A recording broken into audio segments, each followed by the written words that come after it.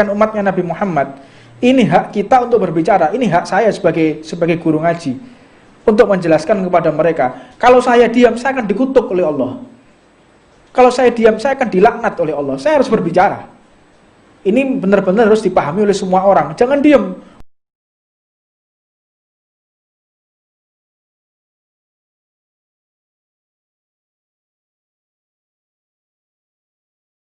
Wujud kidam baqa mukhalafatul lil hawadisi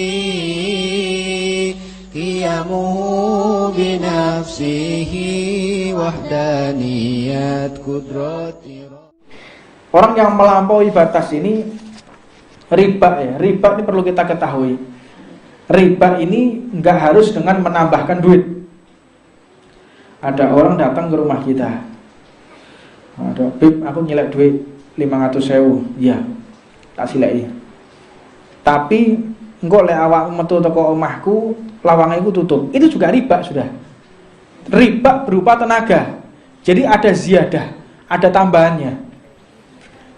Nanti kalau engkau keluar dari rumah, tolong tapi jadi di dalam satu akad ya. Di dalam satu akad, satu transaksi, satu ijab kabul, ketika kita meminta orang yang mengutangi kita, tapi nanti ada tapinya, ini juga termasuk daripada riba. Nanti kalau engkau keluar dari rumah, tolong tutupkan pintuku. Itu termasuk daripada riba. Engkau meminta penambahan di dalam pembayaran hutang tadi. Lalu bagaimana caranya? Ya kita jadikan aja presentasi jual beli.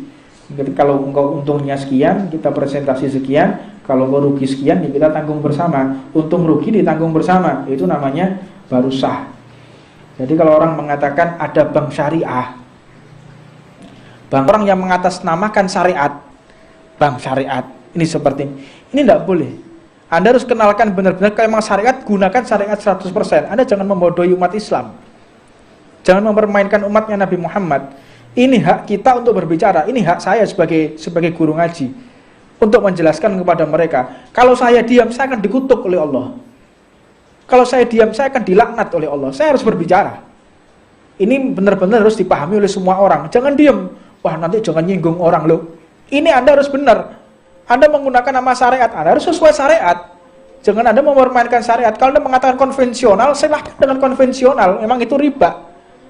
Itu riba, silahkan. Tapi sudah mengatakan ini adalah syariat, ini adalah syariat Islam, Anda salah. Anda bukan syariat, Anda khianat. Anda membohongi umat.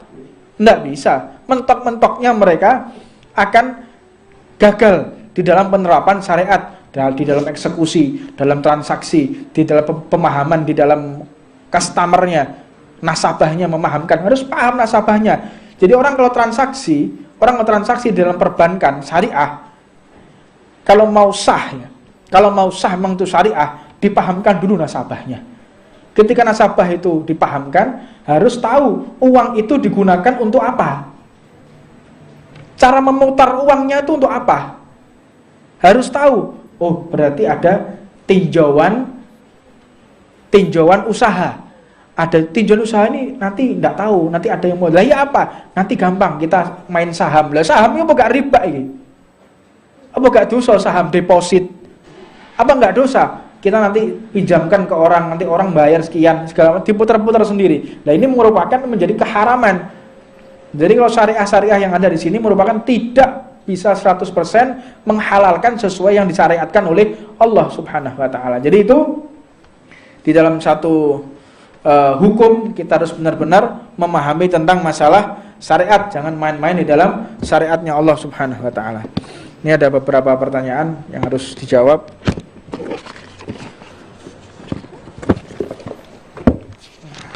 Yang pertama pertanyaan Bib, lebih utama mana berangkat sholat berjamaah di masjid sama mengimami anak istri di rumah? Nah, jadi kita melihat di sini ada dua fadilah, ada keutamaan. Kalau memang anak istri kita butuh pendidikan, Anda lebih afdal di rumah. Butuh tarbiyah, butuh pendidikan. Kita pendidikan ini, ibadah ini, atau dakwah itu pertama kali ada di rumah. Jangan kita dakwah di luar sebelum kita dakwah di rumah. Kita mengajak anak istri sholat berjamaah, itu dakwah yang pertama. Ajari mereka wudhu yang benar, sholat yang benar. Percuma kita berangkat ke musola, kita berangkat ke masjid, tapi anak istri kita nggak sholat. Untuk apa? Mayanfa, nggak ada manfaatnya. Lebih afdal engkau di rumah mengajak anak istrimu untuk sholat. Ini zaman sekarang, bapaknya pengajian, anaknya dangdutan. Ini zaman sekarang ini. Bapaknya ikut pengajian, anaknya beliatan. Kadang anaknya di tempat-tempat maksiat, bapaknya baca zikir, tahajud, anaknya di tempat-tempat maksiat, di tempat-tempat karaokean, anaknya faliyadzubillah min dzalik. Ya, ini kalau kita mau jabarkan lebih afdol kita mengajak anak istri kita dan memantau anak istri kita. Orang tuanya tahajud, lebih afdol mana? Orang tuanya tahajud atau membiarkan anak istrinya keluar rumah malam-malam gak jelas kemana? Engkau akan dituntut oleh Allah Subhanahu wa ta'ala. Banyak orang tua itu masuk neraka sebab anaknya, dan banyak orang tua itu tertolong masuk ke dalam surga sebab anaknya. Apa yang dimaksud di sini? Nanti di akhirat kalian akan menyaksikan, kata Nabi Muhammad, orang tua yang digelandang oleh anaknya yang asalnya di surga masuk ke dalam neraka. Ketika anaknya masuk ke dalam neraka, orang tuanya ke surga, anaknya menuntut, ya Allah, aku minta keadilanmu. Semasa di dunia aku gak pernah diperhatikan oleh orang tuaku, aku gak pernah dididik oleh orang tuaku, sholatku gak pernah diperhatikan, auratku pun tidak pernah diperhatikan, maka aku minta keadilanmu ya Allah. Maka orang tuanya yang semula menikmati surga diseret oleh anaknya dan masuk ke dalam neraka, faliyadzubillah min dzalik.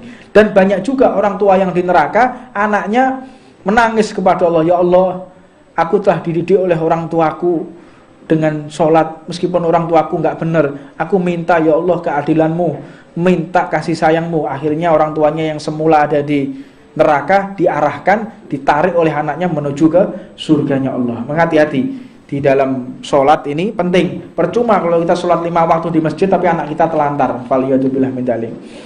Bagaimana hukum seorang ibu yang tidak memberikan hak ASI kepada anaknya?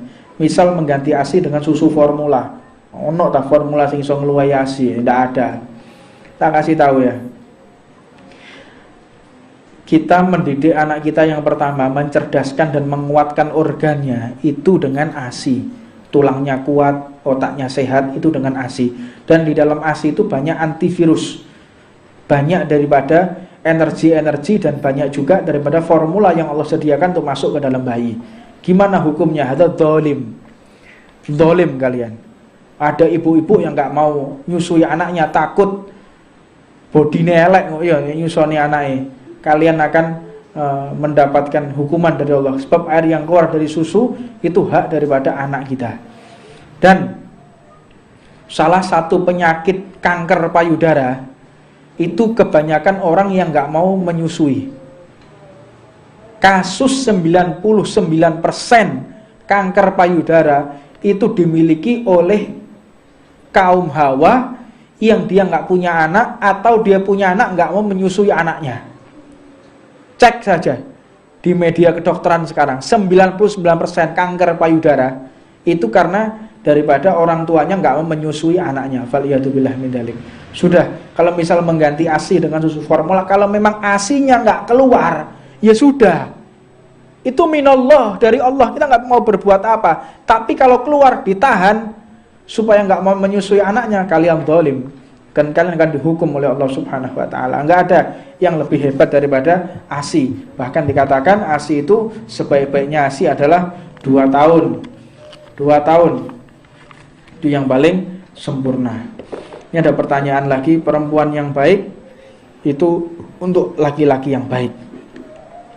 Begitu juga dengan sebaliknya. Namun pada realitanya ada seseorang yang soleh namun pasangannya jauh dari kata-kata yang soleh atau bejat. Apakah seorang tersebut salah dalam memilih pasangan ataukah cobaan? Jadi begini, ini seolah-olah ayatnya kok tidak pas ya. Laki-laki yang baik untuk perempuan yang baik.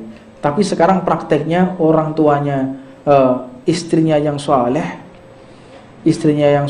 suaminya bejat. Apakah nggak salah di sini? Nah, saya akan jawab. ini di pertemuan yang akan datang. Makanya teko, ini jawabannya panjang. Insya Allah akan saya jawab di pertemuan yang akan datang. Insya Allah laki-laki yang bejat untuk perempuan yang bejat, tapi ini kualik-kualik apa sebab, nanti akan saya jawab. Ini biar di sini, yang lainnya kita singkirkan. Tak jawab Bu, panjang ini. Jawabannya ada sekitar 15 menit. Ada tafsir Qur'annya dan ada realita, dan saya sudah membuat riset ini. Sudah saya buat riset panjang sekali dan akan saya buktikan, dan ada orang-orangnya yang mau disebutkan namanya. Ini buktinya bahwa syariat itu tidak salah, yang salah adalah diri kita sendiri. Wallahu a'lam. Rabbana atina fid dunya hasanah wa fil akhirati hasanah wa qina adzabannar wa 'allamna ma syaikhnana wa ila hadratin nabiyyi Muhammad. Fatihah.